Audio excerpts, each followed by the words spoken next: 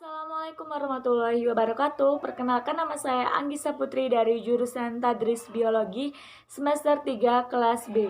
Nah, di sini saya akan menjelaskan beberapa jenis tumbuhan yang termasuk ke dalam golongan Gymnospermae dan Angiospermae. Nah, Gymnospermae dan Angiospermae itu merupakan kelompok atau salah satu family dari botani tumbuhan tinggi. Gymnospermae itu merupakan tumbuhan berbiji terbuka, sedangkan Angiospermae merupakan tumbuhan berbiji tertutup. Langsung saja ke penjelasannya.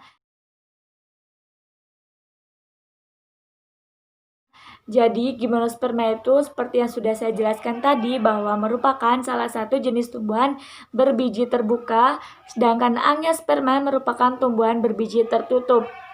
Nah, Gymnospermae itu berasal dari kata Progymnospermae, biasa dijuluki sebagai nenek moyang pada tumbuhan berbiji. Nah, biji tersebut diperoleh dari bunga yang sudah melakukan penyerbukan atau pembuahan. Pembuahan pada tanaman Gymnospermae terbagi menjadi dua, yaitu perkembangbiakan seksual atau generatif dan perkembangbiakan aseksual atau vegetatif. Pada tumbuhan Gymnospermae juga biji digunakan sebagai perkembangbiakan atau penambahan jenis pada tumbuhan ini.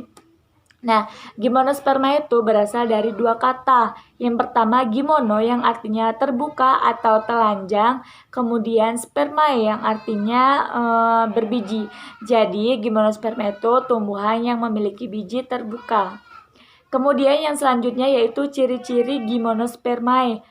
Jadi, Gymnospermae itu memiliki ciri-ciri yang pertama, bijinya itu tidak terlindung oleh daun buah. Kemudian pada umumnya batang, akar, dan daun ini merupakan bagian yang sejati. Kemudian akar pada tumbuhan Gymnospermae ini merupakan akar tunggang yang memiliki kaliptra. Kemudian reproduksi pada tumbuhan Gymnospermae.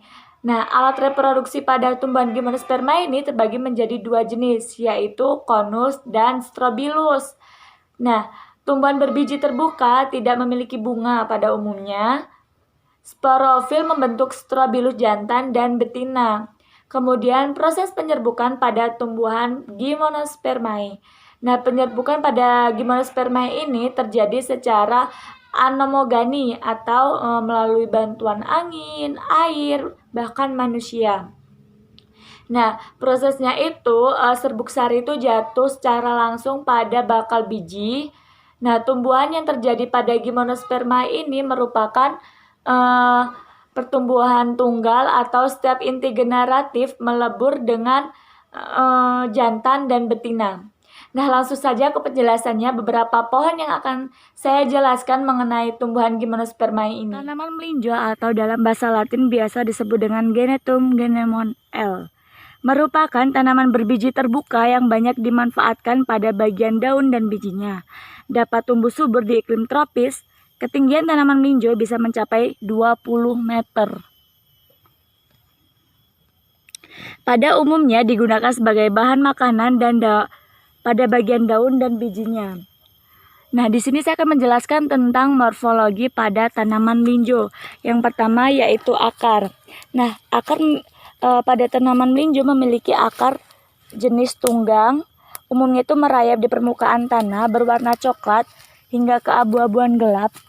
Akar tanaman melinjo mampu menembus tanah sampai kedalaman 3-5 meter. Jadi ini merupakan bagian akar pada tanaman melinjo. Dia umumnya berwarna gelap dan mampu menembus tanah 3-5 meter. Kemudian yang selanjutnya yaitu batang. Nah, pada tanaman melinjo memiliki batang berbentuk bulat. Jadi dia berbentuk bulat dengan diameter 10-20 cm, dapat tumbuh tegak mencapai 15-20 meter dengan permukaan batang yang rata. Batang juga memiliki cabang monopodial yang terlihat jelas, besar, dan memanjang. Nah, jadi pada bagian bawah dia akan berbentuk besar dan panjang, sedangkan pada bagian atas dia akan semakin mengecil. Kemudian yang selanjutnya yaitu daun. Daun pada tumbuhan tanaman melinjo ini berbentuk oval Dari beberapa helai daun, bagian tepinya rata, saling berhadapan, serta bentuk tulang yang menyirip. Pada bagian dalam daun memiliki serabut halus berwarna putih. Jadi dia itu berbentuk oval, strukturnya itu halus. Pada bagian belakang dia berbentuk sirip seperti ikan. Nah, kemudian pada bagian dalam daun ini dia memiliki serat-serat putih halus. Kemudian yang selanjutnya yaitu kemudian pada bagian biji melinjo memiliki biji terbuka dengan lapisan luar yang keras dan memiliki selaput pelindung dengan tandan bunga yang berdaging. Biji tanaman melinjo berwarna hijau yang belum matang dan berwarna merah pekat bagi yang sudah matang. Nah, manfaat tanaman melinjo yaitu yang pertama, meningkatkan daya tahan tubuh, mencegah penuaan dini, memperkuat daya ingat sebagai bahan pengawet alami. Nah, sekian penjelasan dari saya mengenai pohon ini. Merupakan jenis tumbuhan pakis aji atau dalam bahasa Latin biasa disebut dengan Keikkas. Tanaman pakis aji termasuk ke dalam kelompok tanaman pakis-pakisan yang biasanya mampu tumbuh di hutan walaupun keadaan hutan tersebut tidak memiliki cukup sinar matahari. Nah, ciri-ciri pada tanaman pakis saji ini yaitu termasuk ke dalam tumbuhan berbiji terbuka, memiliki daun terbuka dengan tulang daun yang sejajar, kemudian susunan daunnya itu berpasang-pasangan. Nah, selanjutnya yang akan saya jelaskan yaitu tentang morfologi pada tanaman pakis aji, yaitu yang pertama akar. Akar pada tumbuhan pakis aji ini berbentuk akar tunggang, disebut dengan radix atau primaria. Nah, bagian bawah merupakan bagian akar pada tanaman ini, yaitu berbentuk akar tunggang. Kemudian batang. Nah, batang pada tumbuhan pakis ini cenderung menyerupai batang pada palem. Bentuknya tegak lurus dan berukuran sekitar 30 cm. Percabangan batang yaitu monopodial. Jadi batang ini sekitar 30 cm. Kemudian pada bagian percabangan dia hanya terdapat pada bagian atas saja. Kemudian yang selanjutnya yaitu daun. Nah, ini merupakan bagian daun pada tanaman pakis aji.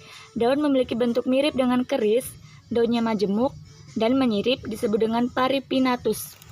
Nah, pada bagian daun dia dipenuhi dengan daun yang sejajar. Nah, pada umumnya di bagian ujung daun dia memiliki duri-duri halus. Kemudian yang selanjutnya yaitu bunga. Nah, ini merupakan bagian bunga pada tanaman pakis saji. Nah, tanaman pakis saji ini umumnya bunga pada pakis saji ke dalam kategori monoekus. Pada Strobilus betina, bunga tersebut terdiri dari megasporofil berbentuk seperti keris, melekuk-lekuk. Dan sedangkan pada Strobilus jantan terdiri dari mikrosporofil seperti susunan sisik yang rapat. Nah, jadi ini merupakan bagian bunga. Kemudian yang selanjutnya itu biji. Nah, karena tanaman pakis saji merupakan tanaman yang berbiji tertutup, jadi biji itu terletak pada bagian dalam bunga tersebut. Nah, berbentuk bulat seperti biji palem, namun memiliki mikrosporofil dengan bentuk menyirip, memiliki 2 sampai 5 buah pada permukaan karpelum. Nah, cara reproduksi pada tanaman pakis saji ini yaitu bereproduksi dengan cara aseksual atau dengan cara menggunakan tunas yang disebut dengan bulbil.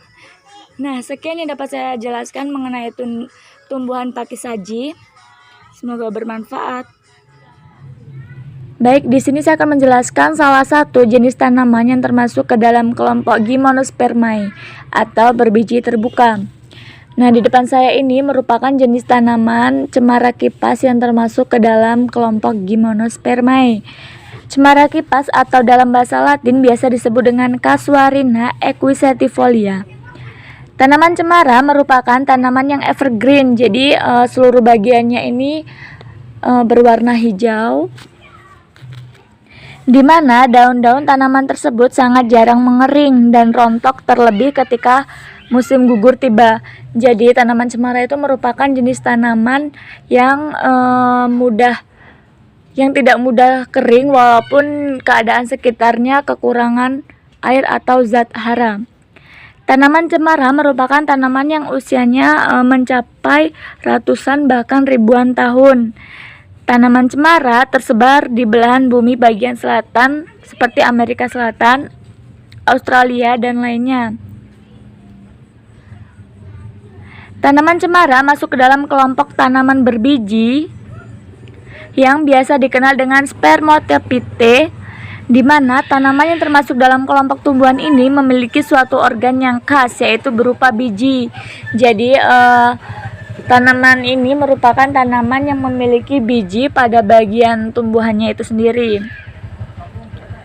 Tanaman cemara merupakan tanaman yang termasuk ke dalam suku Casuarinaceae, yang mana tanaman ini memiliki sekitar 70 jenis yang berbeda yang tumbuh di berbagai belahan dunia. Tanaman cemara ini sendiri mampu tumbuh subur hingga 6 meter. Pohonnya memiliki cabang dan ranting yang tersusun secara rapi. Nah, pada bagian cemara kipas ini dia bercabang dan saling berhadapan. Jadi setiap bagiannya itu bercabang namun rapi, saling sejajar. Nah, selanjutnya di sini saya akan menjelaskan tentang morfologi pada tanaman cemara kipas. Yang pertama yaitu akar. Tanaman cemara memiliki akar tunggang. Nah, jadi di bagian bawah merupakan bagian akar pada tanaman ini, yaitu jenis akar tunggang. Warna dari akar tanaman cemara putih, yaitu kotor atau kekuningan. Akar cemara ini digunakan untuk menyerap unsur hara yang ada di dalam tanah dan juga untuk menyerap air. Jadi sama seperti pada umumnya tumbuhan, akar berfungsi untuk menyerap air untuk memenuhi kebutuhan hidup pada tanaman ini sendiri. Kemudian yaitu yang selanjutnya batang. Tanaman cemara memiliki batang yang berdiri tegak, bulat, permukaan batangnya agak kasar, serta dalam batangnya mengandung resin yang bisa dimanfaatkan sebagai bahan pada industri kosmetik. Nah, jadi ini merupakan bagian batang pada bunga cemara kipas. Nah, dia itu lurus namun memiliki banyak cabang pada setiap bagiannya dan dia berbentuk bulat. Kemudian yang selanjutnya yaitu cabang. Tanaman cemara memiliki cabang yang tumbuh rapat. Nah, ini merupakan setiap cabang yang ada pada bunga cemara ini.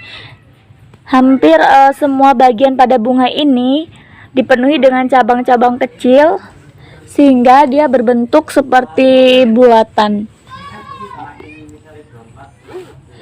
Cabang ini terlihat nampak seperti lingkaran.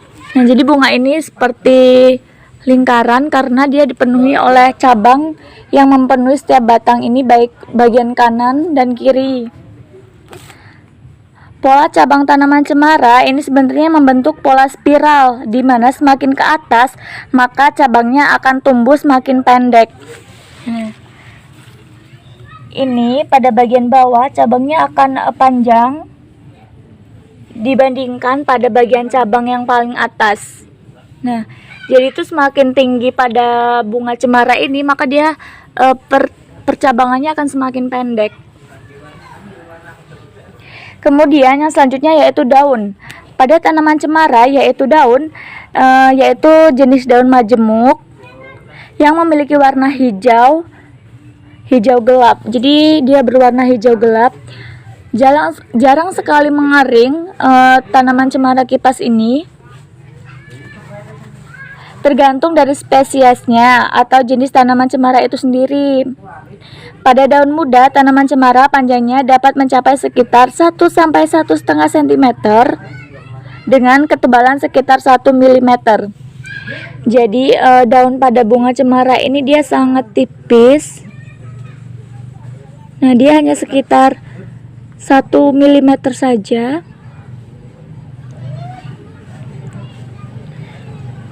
Namun panjangnya hanya sekitar 1 sampai 1,5 cm. Semua bagiannya seperti ini daunnya. Kemudian pada umumnya memiliki bentuk yang ramping. Nah, jadi pada tanaman ini dia sangat kecil dan panjang.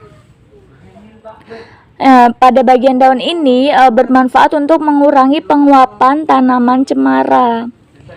Bentuk dari daun tanaman cemara tersebut juga merupakan hasil adaptasi dari lingkungan sekitar tanaman yang panas.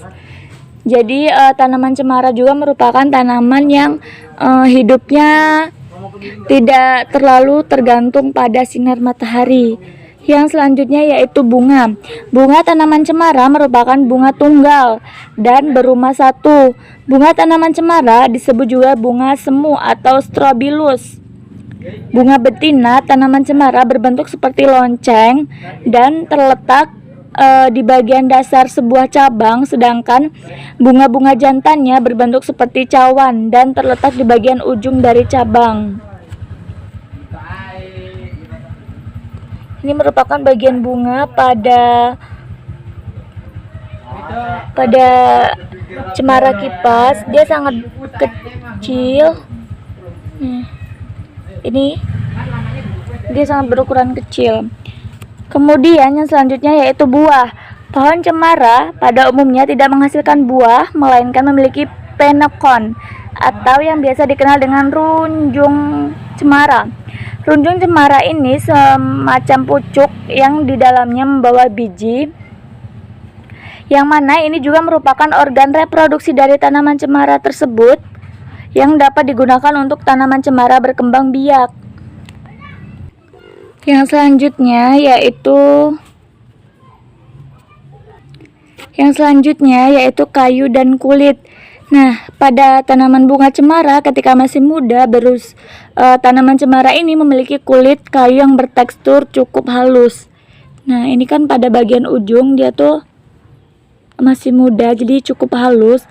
Sedangkan pada bagian batang yang sudah tua dia akan sedikit lebih kasar teksturnya. Nah, jadi dia sedikit kasar dan dia berlapis-lapis, mampu melindungi bagian dalam pada batang cemara ini sendiri.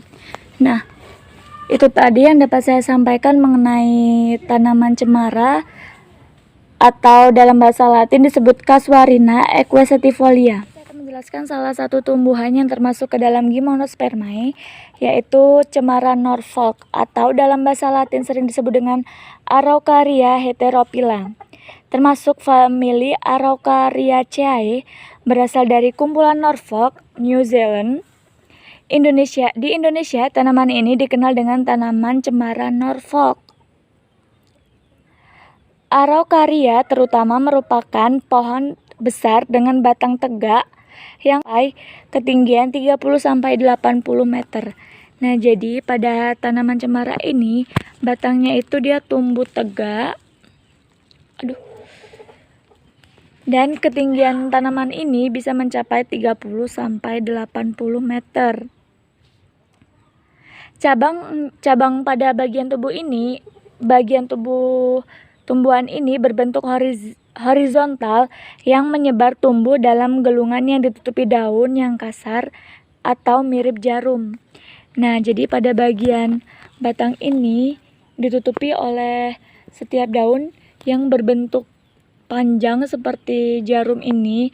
Dia itu saling sejajar sehingga berbentuk memanjang dan keras. Dia juga dikelilingi oleh duri-duri halus pada setiap bagian batang. Pada bagian cemara ini kebanyakan bersifat dioecious. Runjang jantan dan betina berada pada pohon yang terpisah. Nah, selanjutnya di sini saya akan menjelaskan tentang morfologi pada tanaman cemara Norfolk. Yang pertama yaitu bagian pohon dan daun. Bentuk pohonnya yaitu berukuran tinggi. Jadi tanaman yang saya jelaskan ini ketinggiannya mencapai kurang lebih 2 meter. berbentuk kerucut dengan daun yang memiliki bentuk cukup ramping serta runcing yang berguna sebagai alat untuk mengurangi penguapan yang berlebihan. Nah, jadi bisa kita lihat, jadi pada tanaman cemara ini dia berbentuk runcing, pada bagian bawah dia melebar, kemudian pada bagian atas dia mengecil. Untuk warna daun pohon cemara biasanya terlihat hijau gelap. Nah, dia tuh berwarna hijau gelap, sedangkan pada bagian paling atas dia berwarna hijau muda. Kayu dan kulit. Tanaman cemara ketika masih muda memiliki kulit kayu yang cukup halus dengan warna coklat kehijauan serta belum mempunyai retakan. Nah, jadi pada batang cemara yang masih muda, nah dia belum memiliki retakan serta teksturnya sedikit lebih halus dibandingkan dengan batang cemara yang sudah tua. Dia dikelilingi seperti duri-duri halus dan dia sedikit lebih kasar. Kulit pada tanaman cemara yang sudah dewasa dapat dikatakan cukup tebal serta warnanya coklat. Dan biasanya ditemukan retakan pada sekujur tanaman cemara. Nah, dia berbentuk retak karena bagiannya sudah tua. Tanaman cemara umumnya tidak menghasilkan buah, akan tetapi dapat menghasilkan pinikon atau runjung cemara. Nah, ini merupakan bagian cemara, bagian bunga pada bunga cemara ini, tapi dia belum mekar. Jadi dia hanya berbentuk seperti gumpalan. Manfaat tanaman cemara yaitu untuk meredakan stres, mengatasi bronsitis dan batuk, mengobati cacingan, mengandung vitamin C. Nah, sekian yang dapat saya jelaskan tentang tanaman cemara. Tanaman cemara ini. Sekian, assalamualaikum warahmatullahi wabarakatuh.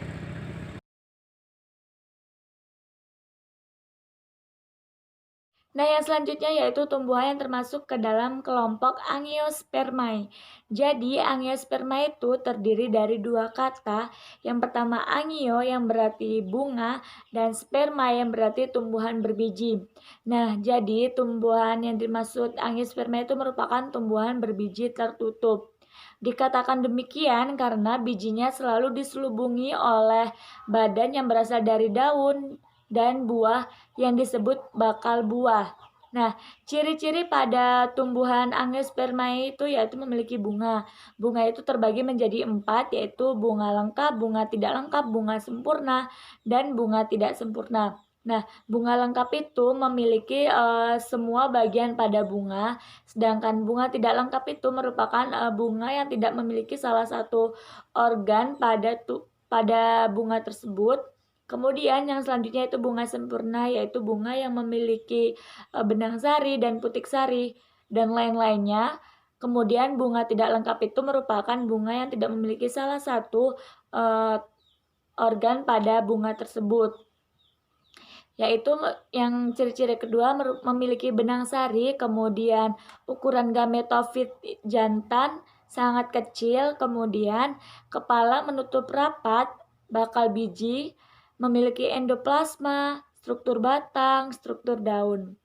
Kemudian yaitu proses penyerbukan atau reproduksi pada tumbuhan yang termasuk Angiospermae itu terbagi menjadi dua jenis, yaitu vegetatif dan generatif. Pada proses reproduksi generatif terbagi menjadi 3 jenis, yaitu gametogenesis merupakan proses pembentukan sel kelamin jantan. Kemudian yang kedua, penyerbukan polinasi, yaitu jatuhnya atau melekatnya serbuk sari pada kepala putik. Kemudian yang ketiga, pembentukan atau fertilisasi, proses peleburan gamet jantan atau sperma menuju gamet betina atau ovum. Nah, kemudian reproduksi vegetatif juga terbagi menjadi 2, yaitu yang pertama proses reproduksi alami, yaitu penyerbukan melalui organ vegetatif tumbuhan tanpa bantuan manusia. Kemudian yang kedua yaitu proses reproduksi buatan, yaitu proses penyerbukan atau proses perkembangbiakan melalui bantuan manusia, misalnya dengan mencangkok, mensetek, stolon, melalui umbi lapis, dan lain sebagainya. Nah, di sini saya akan menjelaskan beberapa jenis pohon yang termasuk ke dalam tumbuhan Angiospermae. Itu misalnya buah mangga, alpukat, durian, dan lain sebagainya. Nah, di sini saya akan menjelaskan beberapa jenis pohonnya. Langsung saja ke penjelasannya. Yang selanjutnya masih tentang tumbuhan Angiospermae atau tumbuhan yang memiliki biji di dalam bagian buah.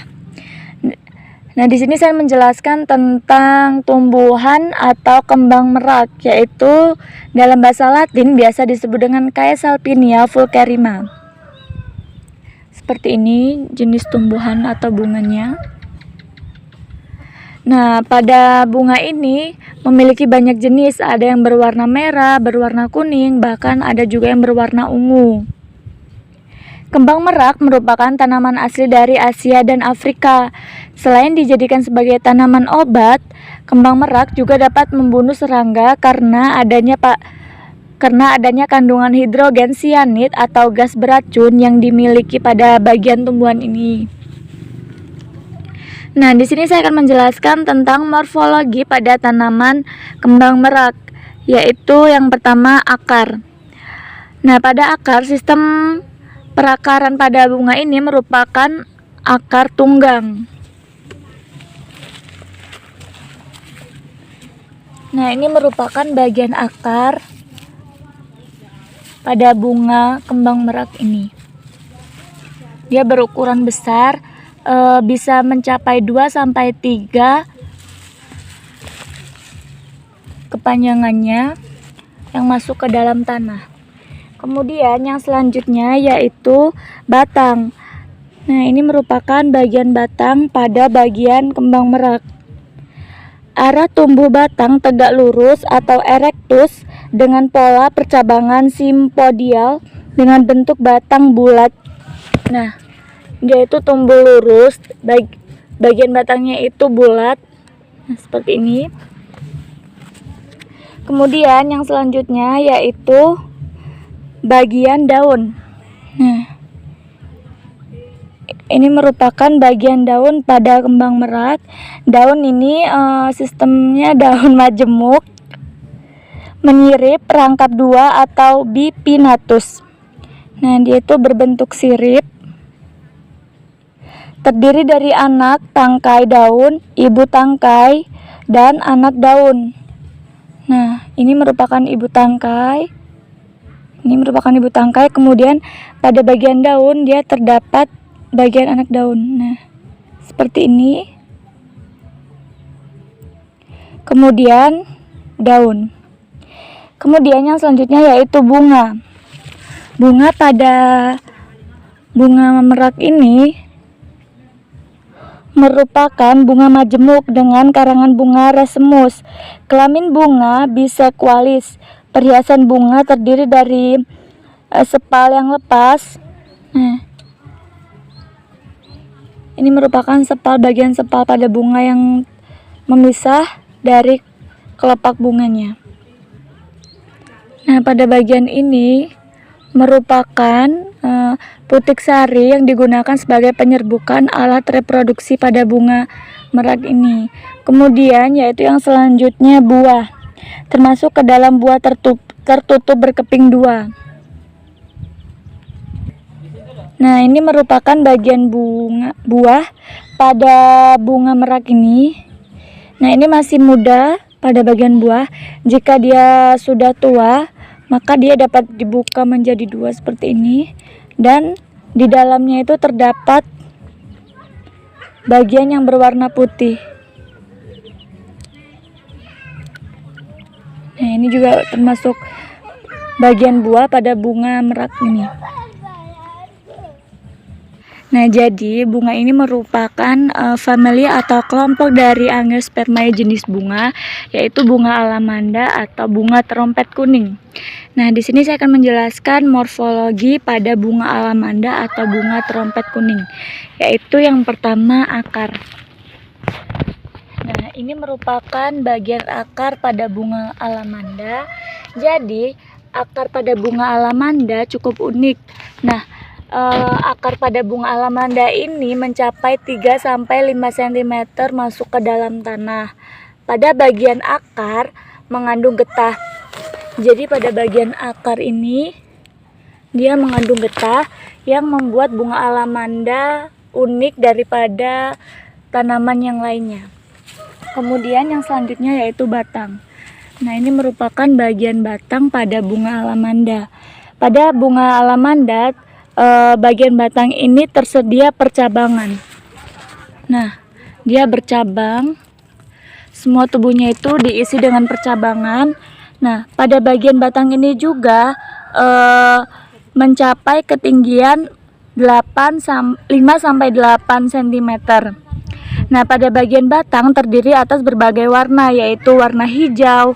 Nah, ini merupakan batang yang sudah tua, jadi dia berwarna sedikit coklat atau putih kecoklatan.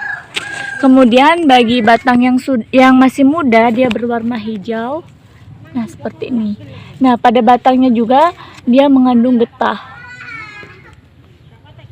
Nah, ini merupakan getah yang ada pada bunga alamanda. Kemudian yang selanjutnya yaitu daun. Nah, daun pada bunga alamanda yaitu merupakan jenis daun tunggal, terlihat seperti bulatan telur, lonjong. Nah, berkurang serta tersusun secara berhadapan. Nah, dia tuh tersusun secara berhadapan nih antara kanan dan kiri.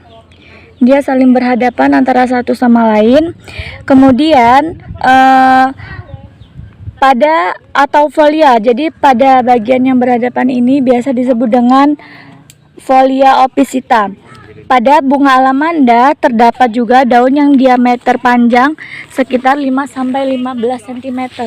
Nah, jadi pada sisi bunga alamanda dia dikelilingi dengan daun juga, yaitu sekitar 5-15 cm.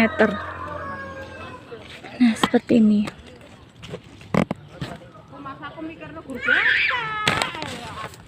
Kemudian yang selanjutnya yaitu bunga.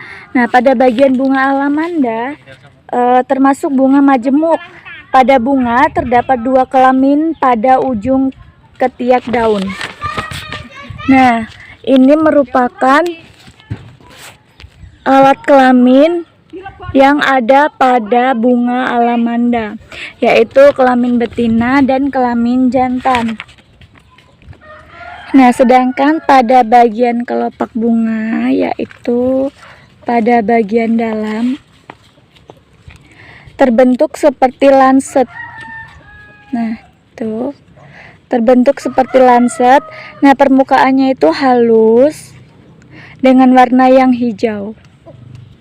Dengan warna yang hijau atau kuning. Nah, mahkotanya itu berwarna kuning, jadi ini merupakan mahkota pada bunga alamanda. Nah, dia itu berbentuk seperti terompet. Nah, terdapat ruang pada bagian dalamnya. Nah, pada bagian mahkota bunga ini juga itu berseling-seling. Nah, nih, dia terdapat 5 bagian. Nah, ini merupakan mahkota bunga alamanda.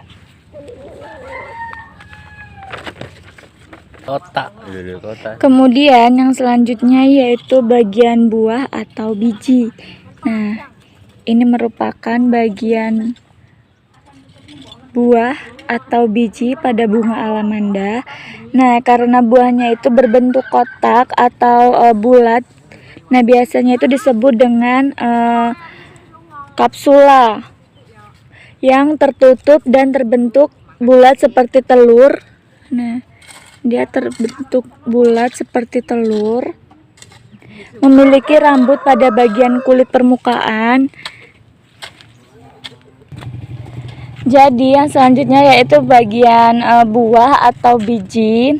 Nah, pada bagian buah atau biji itu terletak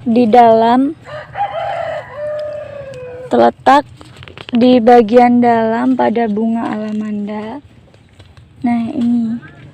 Nah, dia itu berbentuk bulat setengah lingkaran, biasa disebut juga dengan buah kapsula. Nah, memiliki rambut pada bagian kulit. Nah, ini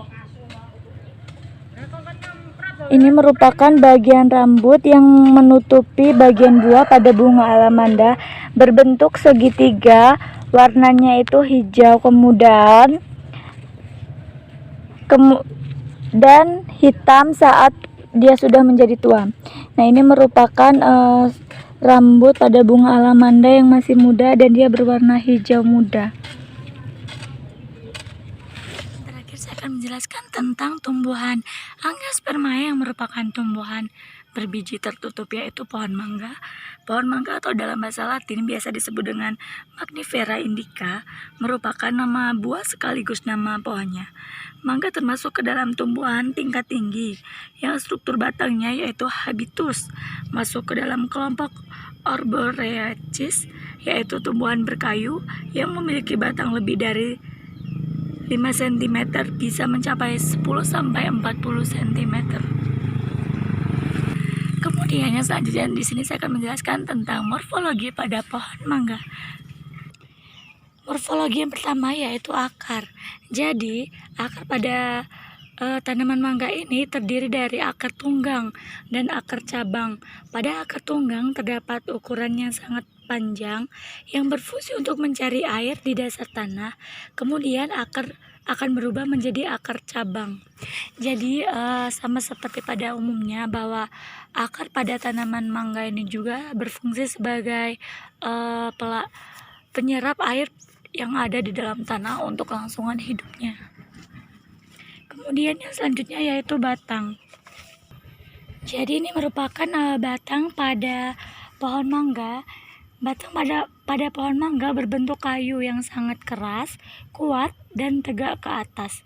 Terdapat cabang dan ranting yang kemudian tumbuh daun yang lebat dan membentuk kanopi seperti kabah oval dan memanjang. Nah, jadi percabangan pada batang mangga ini cukup banyak. Dia dipenuhi dengan cabang, kemudian dikelilingi oleh daun-daun. Umumnya dia berkayu dan sangat keras. Kemudian yang selanjutnya yaitu daun. Nah, ini merupakan daun pada tumbuhan mangga. Daun pada tumbuhan mangga merupakan daun tunggal. Jadi dia hanya terdapat satu helai saja setiap sejajarnya. Sekitar lebar dan panjangnya itu sekitar 8-40 cm. Letak daun berselang-seling mengelilingi ranting. Pada bagian pangkal daun membesar dengan sisi atas membentuk alur panjangnya sekitar 1,25 sampai 12,50 cm. Bentuknya itu bermacam-macam, yaitu lonjong, segi empat, ujungnya runcing, serta bagian atasnya itu datar. Jadi pada umumnya daun pada pohon mangga ini dia berbentuk runcing, lebar pada bagian bawah, kemudian kecil pada bagian atas. Sedangkan pada daun mangga yang masih muda dia berwarna merah kekuningan seperti ini.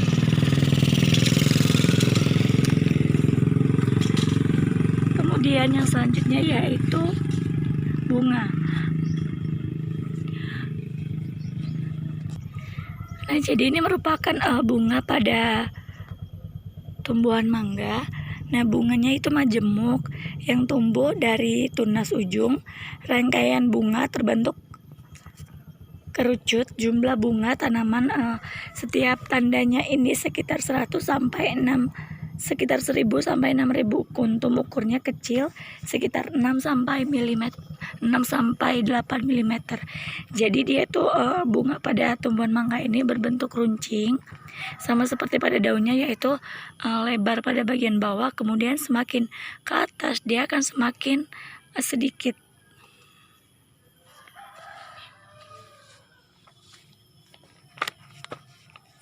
Kemudian yang selanjutnya yaitu buah. Nah, jadi ini merupakan buah pada buah mangga. Dia masih muda. Jika sudah masak, dia akan sedikit lebih besar dan bijinya tuh terletak pada dalam buah. Nah, manfaat tanaman mangga ini mengurangi kadar kolesterol, mampu menurunkan tekanan darah, mampu meningkatkan kecerdasan otak, mencegah penyakit kanker. Nah, sekian penjelasan dari saya mengenai tumbuhan mangga dan morfologi tumbuhan mangga. Seperti yang ada di depan saya, tumbuhan alpukat atau dalam bahasa Latin biasa disebut dengan Persea americana. Tumbuhan alpukat pada awal masa pertumbuhannya banyak tumbuh di Meksiko dan di Amerika Tengah. Namun, seiring berjalannya waktu, tumbuhan alpukat ini mampu hidup di seluruh dunia. Tanaman alpukat sering dimanfaatkan buahnya karena dapat dikonsumsi oleh manusia. Tidak hanya itu, tanaman alpukat ini memiliki beragam manfaat untuk manusia, mulai dari batang, pohon yang bisa dijadikan bahan bakar, kulit pohonnya digunakan sebagai pewarna coklat, sampai daunnya yang digunakan untuk mengobati berbagai macam penyakit. Nah, di sini saya akan menjelaskan tentang morfologi pada tanaman alpukat ini. Yang pertama yaitu akar. Jadi, akar pada tanaman ini yaitu jenis akar tunggang. Alpukat dikenal sebagai tanaman dengan biji berkeping dua atau dikotil, dan sistem perakarannya adalah akar tunggang. Pada akar alpukat memiliki panjang bisa mencapai 5-10 meter atau lebih. Jadi tumbuhan alpukat itu merupakan tumbuhan yang memiliki akar yang cukup besar, dan dia tuh berperan penting bagi tubuhnya untuk menopang seluruh bagian pada pohon alpukat. Akar alpukat memiliki fungsi utama, yaitu menyerap air dan zat-zat hara yang berasal dalam tanah. Selain itu, akar juga berfungsi untuk menopang tegaknya batang pada alpukat ini. Kemudian yang selanjutnya yaitu batang. Batang pada tumbuhan alpukat memiliki tekstur berkayu. Jadi dia berkayu dan sangat tebal. Hal ini yang mencolok dari batang ini adalah warna coklatnya, sehingga banyak dimanfaat sebagai pewarna coklat. Jadi kulit pada tumbuhan batang ini merupakan berwarna coklat sedikit keputihan. Batang alpukat memiliki percabangan yang banyak. Percabangan tersebut berfungsi sebagai tempat melekatnya daun alpukat. Jadi, pada setiap batang dia dipenuhi dengan percabangan-percabangan untuk tumbuhnya daun.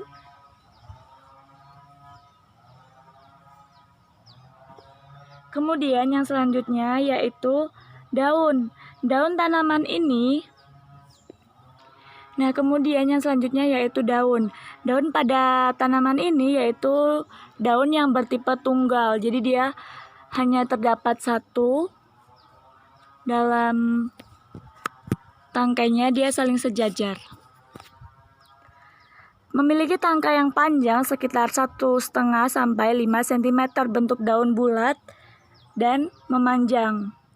Sementara itu, tekstur daun alpukat tebal menyerupai kulit dengan ujung dan bagian pangkalnya meruncing.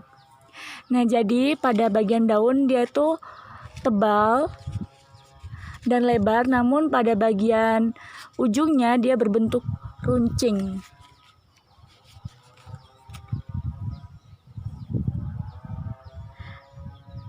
Ada sedikit perbedaan antara daun muda dan daun tua, yakni pada daun muda warnanya kemerahan dengan rambut-rambut halus, sementara itu pada daun tua warnanya hijau dan permukaannya mengkilat.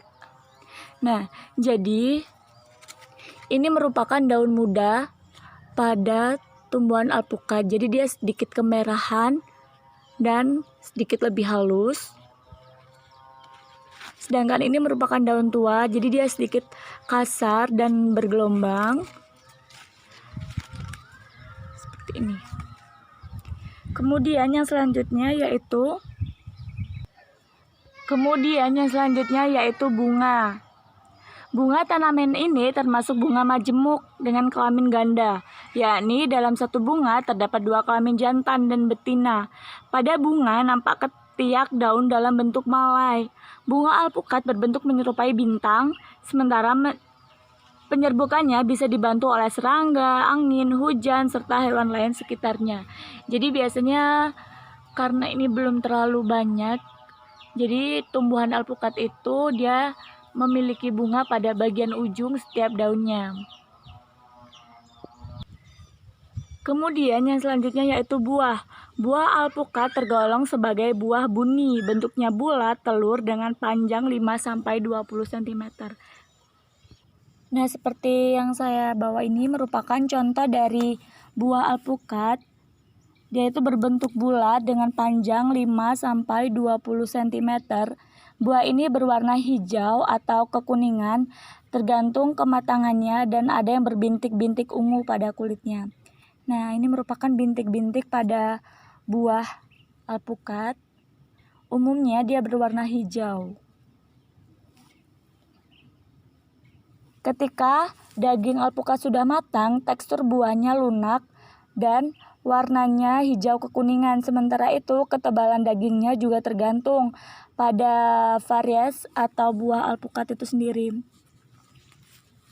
Nah, jadi ini merupakan daging pada buah alpukat, jadi dia sangat tebal. Ini belum masak, jadi dia masih kuning kehijauan. Jika dia sudah matang, maka bagiannya ini akan lebih hijau tua dan kekuningan. Nah, pada satu buah alpukat ini beratnya itu bisa sekitar 200-400 gram tergantung pada ukurannya. Kemudian yang selanjutnya yaitu biji. Nah, ini merupakan bagian biji pada buah alpukat. Dia itu berbentuk bulat. Biji alpukat terdapat di tengah buah dengan kulit biji berwarna putih, berfungsi sebagai pembatas antara daging dan biji. Jadi, buah itu terdapat pada bagian tengah, yaitu berfungsi untuk pembatas antara buah dan bijinya. Keping biji berwarna putih kemerahan. Biji alpukat ini termasuk ke dalam tipe hipogeal, yakni perkembangan kotiledon yang tetap berada dalam tanah. Jadi jika kita ingin berkembangbiakan tanaman alpukat ini, kita cukup menanam biji pada buah alpukat. Bagi manusia, biji alpukat banyak diambil minyaknya untuk kosmetik atau untuk pengobatan. Sementara itu, bagi tumbuhan alpukat, biji ini berfungsi sebagai alat untuk memperbanyak diri. Jadi, biji alpukat ini berfungsi untuk memperbanyak diri pada tanaman alpukat ini. Nah, biji ini jika kita ingin perkembangbiaknya, maka dia kemudian akan tumbuh perkecambahan. Dia akan mampu tumbuh dengan perkecambahan jika zat hara pada lingkungannya mencukupi. Nah, itu tadi yang bisa saya jelaskan mengenai tumbuhan alpukat.